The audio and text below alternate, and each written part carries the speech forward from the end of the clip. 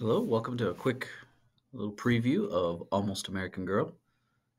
First book we're going to be reading in our little memoir section here on strong women of East Asia. So, a little intro, a little book preview for you. Don't want to give away too many spoilers here, but you've already flipped through it, I'm sure. You'll see that's a graphic novel. This is not Robin Ha's only book. She also did a cookbook that's in a very visual format, kind of like this a little bit. And she has been published in some comics and some other anthologies, things like that. So she has kind of a wealth of works in addition to these two books. So this book, you're going to see it's pretty much her biography up until a certain point. So it is a memoir. And you're going to see kind of what life was like for her in the 90s. Don't expect a whole lot of nostalgia. Like if you're a big fan of Stranger Things and you're looking at life in the 80s, it's not quite full of nostalgia like that because Robin Ha was born in Korea, and then her mother decides that they're going to take a vacation to the United States. What she doesn't tell her daughter is that it's not actually a vacation. They're moving to the United States. So her daughter, planning for a short trip, a week or two maybe, in the United States, ends up finding that she is basically stuck in the United States. Never had a chance to pack up her stuff, bring her things for a permanent stay, didn't get to say goodbye to her friends. So there's quite a bit going on there. She doesn't really speak English. Her mother's English is not great, but she did learn some through a radio broadcast, kind of a Learn English at Home program on the radio. So not a whole lot of nostalgia for Robin Ha when she's going to these schools and dealing with bullying. First school she's one of only a handful of Asian students in the entire school. As you can see in the hallway here, she really stands out and she's getting some bullying happening. Things will get a little bit better for her, then get a lot better for her. And then we'll see later in the book, she will go back to Korea when she's done with high school, meet up with her friends again, and you'll get an interesting idea of no longer belonging to the Korean world and not really feeling she completely belongs in the American world. So this is kind of an interesting little look into her biography, at least up until her early 20s. So this book, it's a graphic novel. If you've never read one before, it's pretty simple. There's a video that I post on our website here. Then break down a few things, like frames and text box versus dialogue boxes, and how you read things and what happens if you're breaking the plane, all sorts of things like that. So if you want to, you can feel free to look that over. But because graphic novels are pretty fast reads, they are pretty simple reads, one of the things I'm going to ask you to do is take some time. If you've never read a graphic novel before, when you're reading, don't just read the words. Take some time to look at each panel, look at each picture, and analyze what's going on in addition to just the words. Now, for people who read a lot of novels or a lot of nonfiction, a lot of prose, basically, this is something you kind of have to train yourself to do. It doesn't always come naturally. If you're a big comic book reader or a big graphic novel reader, this probably does come pretty natural. But you're going to see her style here. It's almost cartoonish at times, but also not. So it's kind of an interesting style. I like it a lot. Hopefully you will too. Now, there are a lot of possible classroom applications for this book. You could look at it from a social studies point of view. You get a lot of view of what life is like in South Korea, what life is like for an ELL student, for immigrants. You get look at cultural norms. One of the things that's really interesting is looking at things that shock her when she comes to the United States, because this is a great way of pointing out differences between the cultures. So you'll see a lot of different things like that that might be applicable to a social studies classroom. World studies, obviously, we're looking at South Korea quite a bit, and we're looking at it in relation to its comparison and contrast to the United States in many ways when we're reading this book, which is a really awesome way to look at that, I think. Art, obviously, I mean, we've got how is she depicting things? Why is she doing this? What's the tone going on here? We got the use of movement, static images. We've got perspective, shading. So there's a number of things that you might be able to pull out for art. An art project that I've always liked to do is have students kind of create their own little mini graphic memoir, their own little story. Maybe it's a 5 panel or something like that. It's a great writing activity, but also includes art. Uh, and then we've got obviously ELA usage, and I think something that a lot of books that I've used in the past don't always lend themselves well to is the ELL ESL classroom.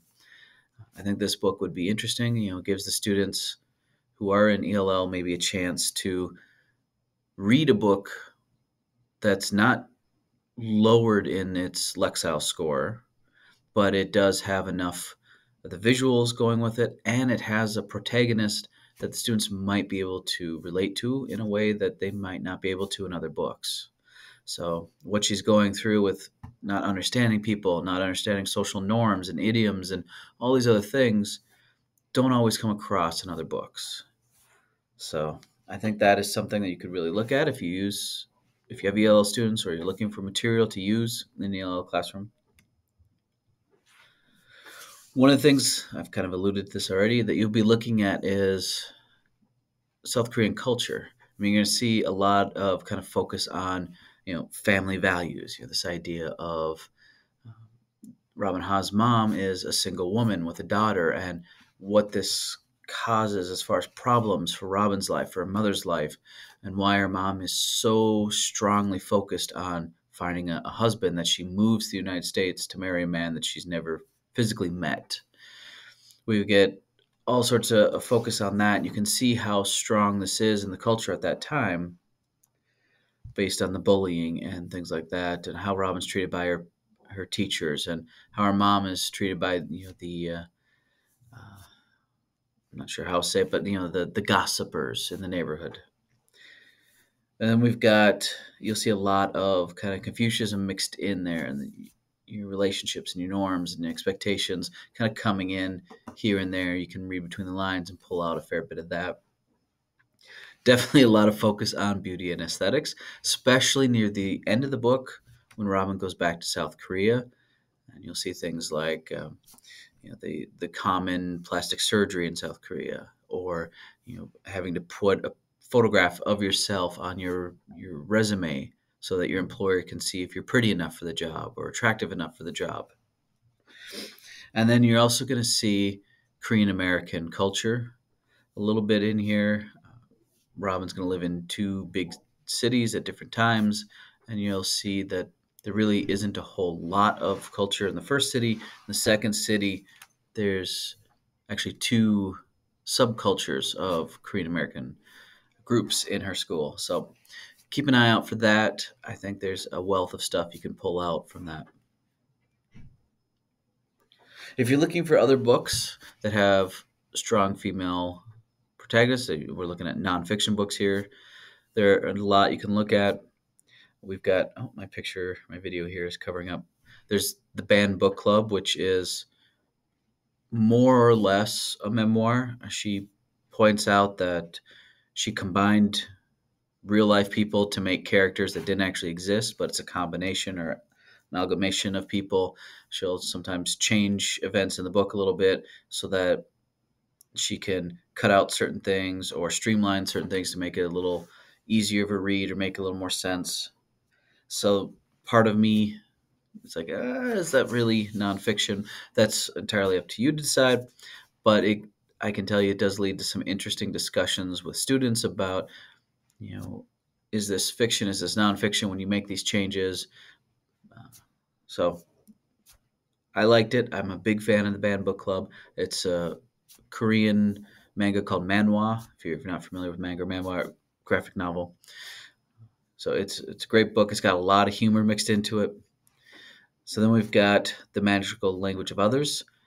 It's an interesting book. I wasn't a huge fan myself simply because the author kind of jumps around a little bit, and so things can be a little disjointed when I was reading it, but it does cover a lot of interesting things. The author's parents move out of the country, leave her and her brother behind in the United States, so that causes some things while she's in, I want to say she was in middle school when it started, then high school. all sorts of different issues. It's a powerful book, though. Then you've got the, if you like something a little older, a little more traditional, a little denser, you've got a memoir here from a lady from Korea that she was an important enough person in court that she's got this great big book, and it's essentially like her kind of diary almost entries put together. Memoirs weren't really that big of a thing yet. Like I said, it is a little dense, but there are some things in there that are pretty humorous. For example, when she becomes important because she's marrying into the court, all of a sudden she has family she never knew existed that are coming and want to be of any assistance they can to get into her good graces, which made me laugh because people are people, even if it's a few hundred years ago. All right. You've got 1,000 Miles to Freedom. This is a fast read. That's very useful if you're looking at a book from a North Korean escapee. This will talk about life in China as she escapes from North Korea. It talks about life in North Korea, obviously, and life in South Korea. The Lexile is real easy. It's a very fast read, and it doesn't cover anything too terribly inappropriate, so that's good. The mother is sold as a wife at one point, but there are no inappropriate scenes in the book. The Girl with Seven Names, if you like escapees from North Korea, this is another really good book written by a woman who escaped North Korea. Bad Friends is another manhwa or Korean graphic novel, manga type book. It was really good, really powerful. I really like this book. You can look at it. So she, I think she takes a few creative licenses in it, but it's based heavily on her own life and some of the bad choices she was making as a teenager in her rebellion phases. The ending is what I really especially liked on it when we see the road that one of her friends went down versus the change she made to veer off that same road, and you see the kind of juxtaposition of what her friend's life is like here and then what her life was like. And you've got Moms, another manhwa. This was actually written by her son. It's based heavily on the son's mother and kind of focus on what it means to be a Korean mother once you're an empty nester and you're single and you're starting to focus on yourself. So it's a great kind of glimpse into what life is like right now in South Korea for these women who are now starting to focus on themselves. A less positive book here would be Grass. Beautifully done as far as the artwork goes. I love this style of artwork. This is all about a woman who goes and interviews a former comfort woman from World War II. So this Korean woman was taken as a sex slave for the Japanese troops and survived. So this younger lady goes to interview her, and this book covers kind of both their stories a little bit. I don't know that the entire book would be useful in the classroom. It's going to cover some. Well, I mean, you could imagine the things it's going to cover, given that she was a sex slave for the Japanese military. But sections of it maybe might be a little more useful. Moms is also going to have some some inappropriate things because the ladies are rediscovering their libidos. All right, so those are just some books if you want to look for some additional readings about some strong women. These are whether they're strongly based on someone's individual life or completely based, you might find them useful. I hope you enjoyed that, and I look forward to what you have to say in your postings for this week.